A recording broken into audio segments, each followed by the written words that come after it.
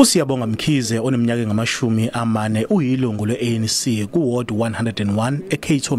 Umkhize uthi nguyena owathola amavoti amaningi kulabo ababebekwe ohlwini lokumele ANC okhethweni. Uthi ke wathuka kwaphela naso zwanini uma iqembu lakhe selimtshela ukuthi ke igama lakhe selihoxisiwe ohlwini oluhanjiswe ku-IEC.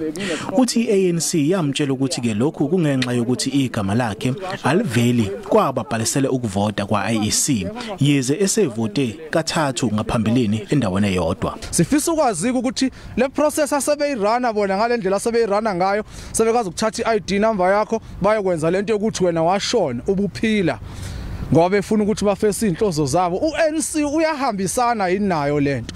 Umkhize uthi i-ANC ithathe imbangi yakhe ethole amavoti amancane ukuba engenele ukhetho lokuba yikhansela endaweni.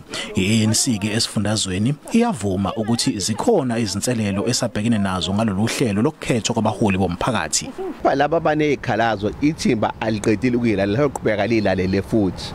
Uma sinobufakazi obaneleyo obukhombisayo ukuthi ngempela lowo ofake isikhalazo yena bekumele ekhethiwe siyombuyisela. Amanye amaqembu aphikisayo athi lolu hlelo aliphothule kahle. Lesiqinisekiso ukuthi indawo eningi KwaZulu Natal sibe nabantu abazosimelela emawadini ngisho nezindaba esingajwayele ukuba nabantu khona. We have 901 candidates standing in 901 wards.